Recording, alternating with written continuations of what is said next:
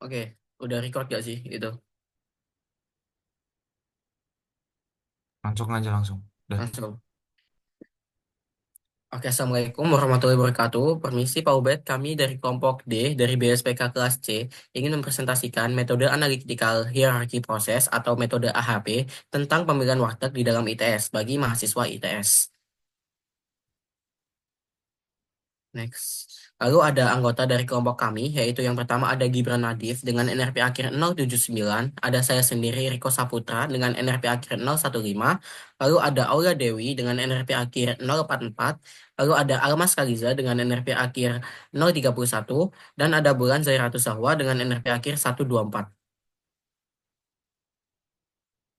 Oke, lanjut ke latar belakang. Latar belakang kami ini dari pemilihan tempat makan makanan bagi mahasiswa yang terjangkau serta nyaman adalah kebutuhan penting bagi mahasiswa ITS. Warteg atau warung Tegal itu adalah salah satu opsi utama dikarenakan dia menawarkan harga yang lebih ekonomis serta pilihan menu yang lebih beragam, serta sangat cocok bagi mahasiswa. Dalam pemilihan warteg ini, mahasiswa sangat mempertimbangkan faktor seperti harga, jenis makanan, kenyamanan, jarak, serta pada metode pembayaran. Adapun beberapa pilihan warteg yang menjadi pilihan utama bagi mahasiswa ITS di antara lain J1, Dinasti, KKP, dan Warkam. Untuk menentukan prioritas pada alternatif, maka kami melakukan kuesioner serta menganalisis dengan menggunakan metode analytical hierarchy process atau AHP.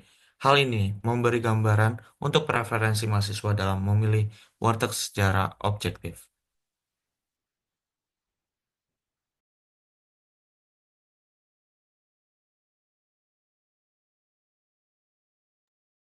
Lalu di kami juga telah memberikan kriteria utama, di mana kriteria utama dalam menentukan preferensi mahasiswa ITS terhadap pemilihan warteg di lingkungan dekat kampus ITS. Diperlukan identifikasi terhadap kriteria-kriteria yang relevan dan mencerminkan kebutuhan serta kebiasaan mahasiswa dalam pemilihan warteg. Berdasarkan observasi awal dan penyesuaian dengan konteks mahasiswa ITS, berikut adalah 5 kriteria utama yang dilakukan dalam penelitian ini, di mana langkah pertama yaitu mendefinisikan terlebih dahulu kriteria yang akan dijadikan sebagai tolak ukur penyelesaian masalah dan menentukan tingkat kepentingan dari setiap kriteria. Di mana kriteria yang digunakan yang pertama yaitu adalah harga, lalu yang kedua jenis makanan, lalu yang ketiga kenyamanan, lalu yang keempat jarak, dan yang terakhir adalah metode pembayaran.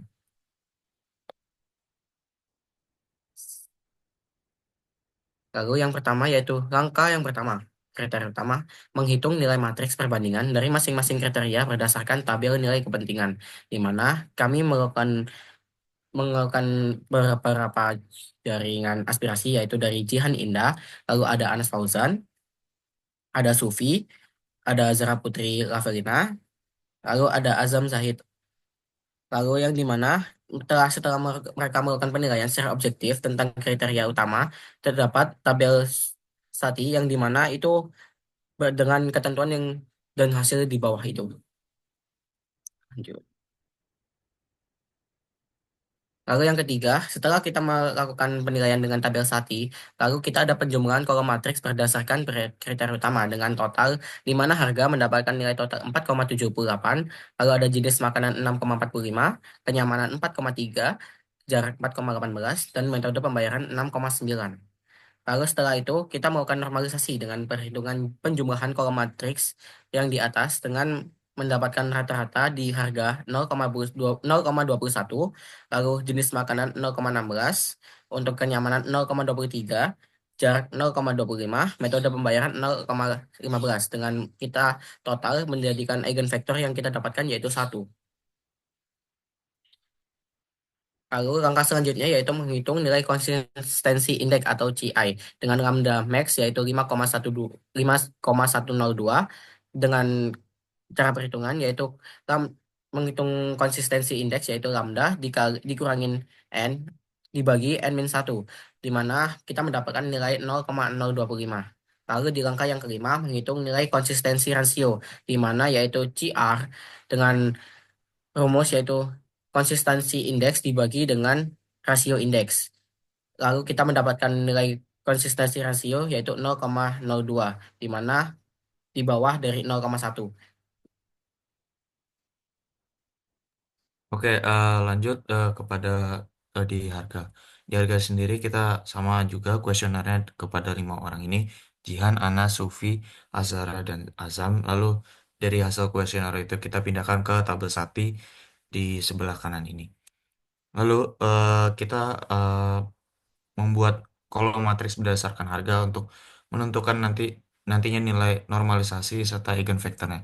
Jadi di sini J1 itu dapat total di rata-rata jadi 2,37, lalu dinasti itu normalisasinya di 2,98, lalu KKP 8,10, lalu Warkam ini 10,74. Dengan rata-rata di sini J1 tuh 0,41, dinasti 0,36, KKP 0,14, Warkam itu di 0,09, dan mendapatkan eigenvektornya di angka 1. Lalu di sini kita akan menghitung lambda max, konsistensi indeks, dan konsistensi rasionya. Jadi di sini untuk menentukan itu, pertama di lambda max ini total-total ini dikali sama rata-rata ini. Jadi 2,37 dikali 0,41 ditambahkan, lalu selanjutnya 2,98 dikali 0,36, 8,10 ini nanti dikali sama eh, 0,14 ya. Lalu 10,74 sama 0,09. Lalu lambda max-nya ini kita mendapatkan di angka 4,167. Lalu di konsistensi indeks itu gimana cara kita mendapatkannya? Jadi dari lambda max-nya itu dikurangi jumlah alternatif dibagi 4 kurang 1. Itu menghasilkan 0,056. Lalu di konsistensi rasionya itu gimana cara kita mendapatkannya? Dengan cara konsistensi indeks dibagi 0,98 dan mendapatkan hasil di 0,062. Hmm. Selanjutnya ada jenis makanan. Untuk perhitungan untuk kriteria jenis makanan ini sama dengan sebelumnya. Kami menggunakan 5 responden dengan Jihan, Anas, Sufi, Azahra, dan juga Azam. Lalu memindahkannya dan mengelompokkannya dengan tabel Sati yang ada di sebelah kanan. Bisa di next. Lalu di sini ada penjumlahan kolom matriks berdasarkan jenis makanan, di mana J1 mendapatkan nominal 2,10, dinasti 7,07, KKP 6,50, dan Warkam 5,25. Lalu semuanya itu dirata-ratakan dan mendapat eigenvektor berjumlah 1 dengan rata-rata berupa J1 sebesar 0,47, dinasti 0,09, KKP 0,19, dan Warkam 0,20. Mereka dijumlahkan dan menghasilkan eigenvektor berupa 1. Bisa di next. Dan ketika nilai rata-rata dari normalisasi sudah dilakukan, selanjutnya akan dilakukan perhitungan untuk lambda max, konsistensi indeks, dan juga konsistensi rasio. Lambda max dari kriteria jenis makanan ini didapat sebesar 4,175, konsistensi indeksnya didapat sebesar 0,058, dan yang terakhir konsistensi rasionya didapat sebesar 0,065, di mana ini memenuhi syarat jika konsistensi rasionya itu harus di bawah 0,1.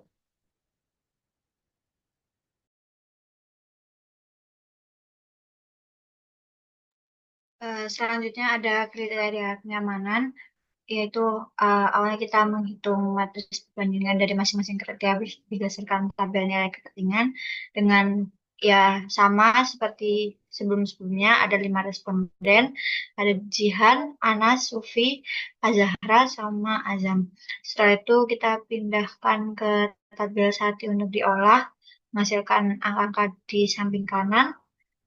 Next. Selanjutnya ada menghitung nilai bobot kriterianya itu berdasarkan kenyamanan penjumlahan kolom matriks berdasarkan kenyamanan yang menghasilkan total J1 itu ada 4,89, dinasti ada 4,59, KKP ada 2,31, dan Warkam ada 9,47. Lalu ada penjumlahan kolom matriks berdasarkan kenyamanan yang mendapatkan rata-rata J1 itu ada 0,24, dinasti ada 0,24 juga, lalu ada KKP ada di rata-rata 0,41, dan Warkam ada di rata-rata 0,11 yang menghasilkan faktor agent faktornya itu 1. Next. Lalu setelahnya menghitung nilai CI dan CR itu masih sama juga seperti sebelumnya. Eh, lambda maxnya menghasilkan 4,238, lalu CI-nya mendapatkan angka 0,079, dan CR-nya ada di angka 0,088. Artinya CR kurang dari 0,1 itu memenuhi syarat. Next. Selanjutnya masuk ke kriteria jarak, sama seperti sebelumnya, tetap menggunakan 5 responden, Jihan, Ana, Sufi, Azhara, dan Azam.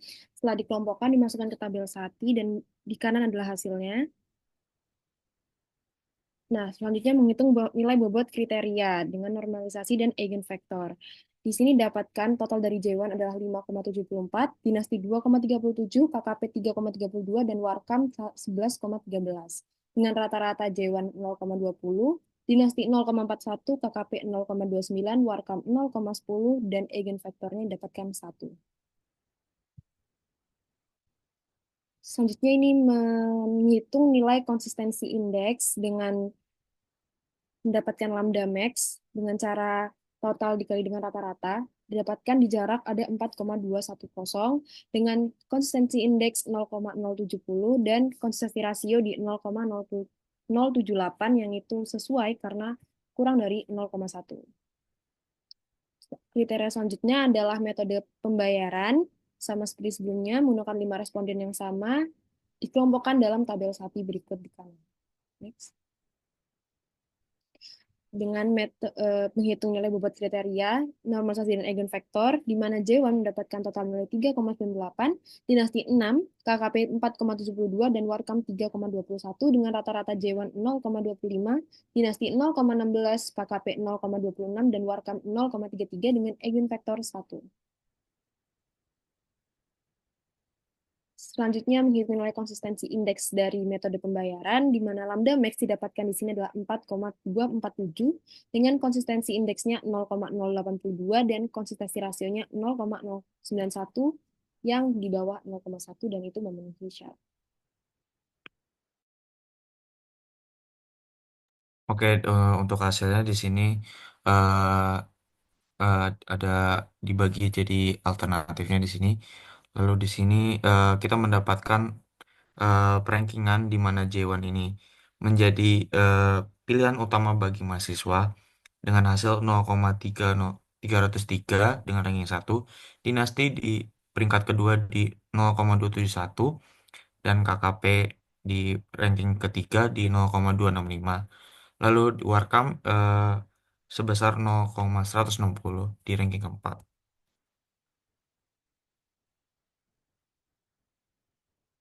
Lalu dapat disimpulkan dalam penelitian ini membuktikan bahwa penggunaan metode AHP berhasil membantu menentukan pilihan warteg terbaik di lingkungan ITS berdasarkan berbagai kriteria relevan.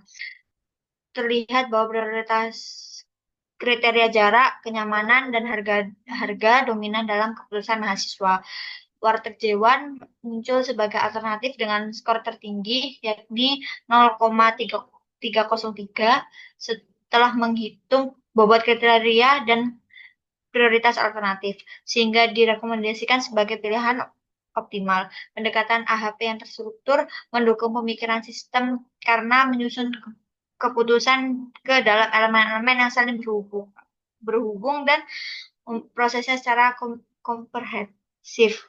Dengan demikian, AHP tidak hanya memudahkan perhitungan prioritas, tetapi juga memastikan kebutuhan akhir didasarkan oleh analisis menyeluruh terhadap seluruh sistem kriteria dan alternatif.